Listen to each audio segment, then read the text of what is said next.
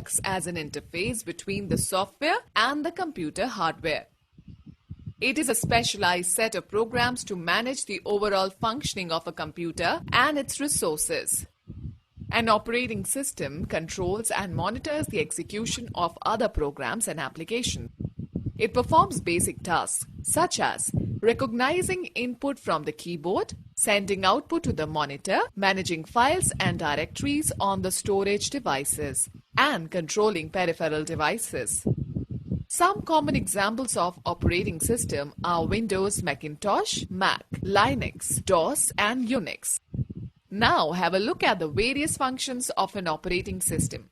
Processor management. An operating system manages the working of the processor by allocating various jobs to it.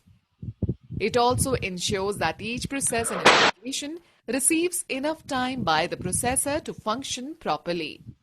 Memory management. An operating system manages the sharing of internal memory, RAM, cache, etc.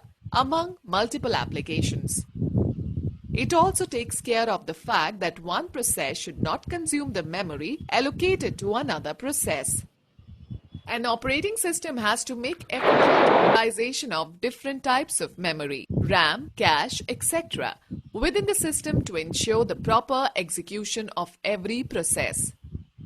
Device management. An operating system controls the working of all input and output devices. It receives the request from these devices, performs the specific task, and communicates back to the requesting processes. File management. An operating system keeps track of information regarding creation, deletion, transfer, copy, and storage of files in an organized way. It also maintains the integrity of data stored in these files, including the directory structure. Security. The operating system provides various techniques which ensure the integrity and confidentiality of users' data. Following are the security measures which are used to protect the user's data from threats and intrusion. Number 1. Protection against unauthorized access through login and password. Number 2. Protection against intrusion by keeping the firewall active. Number 3. Displaying messages related to system vulnerabilities. Error detection. The operating system checks the system from time to time for any kind of external threat or malicious software activity. It also checks the hardware for any type of damage. In this process, it displays a number of alerts to the user so that appropriate action can be taken against any flaw or damage caused to the system. Job scheduling. In a multitasking operating system where multiple programs run at the same time, the operating system determines which application should run and in what order. It also checks that how much time should be allocated for each application. Alright students, let me explain you types of operating systems. In the past 3 decades, computers have taken a giant stride towards excellence and high performance. This has been possible due to the evolution of operating systems. Let us learn about the different types of operating systems. Single-user operating system. These operating systems could support only one user to do one thing at a time. The most popular single-user operating systems are Microsoft Windows 3.1, Microsoft Windows 95, and Microsoft DOS. Graphical User Interface (GUI). This operating system is graphic-based and interactive in nature. The commands were replaced by graphic symbols displayed on the computer screen. The user can do all operations by clicking at these graphical symbols. Now a user does not need to cram the lengthy commands or their syntax as they had to do in command line interface (CLI) or character user interface (CUI).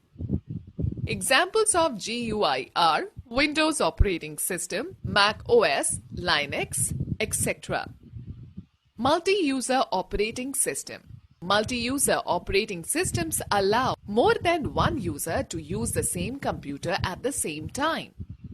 Some of the operating systems which fall in this category are Linux, Unix and Microsoft Windows. Windows 2000 was the first version of Windows which allowed creation of several user accounts on a single machine. Multitasking operating system. The ability to perform more than one task at a single instant of time is called multitasking. An operating system which is capable of doing multiple tasks or processes while using common processing resources like a CPU is called a multitasking operating system. Multi-threading operating system. These are the operating systems which allow different parts of an application or program to run simultaneously.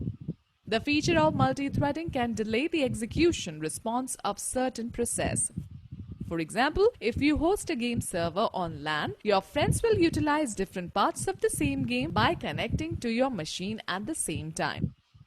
All the resources will be utilized from your machine, which can degrade performance of your system. RTOS, Real-Time Operating System.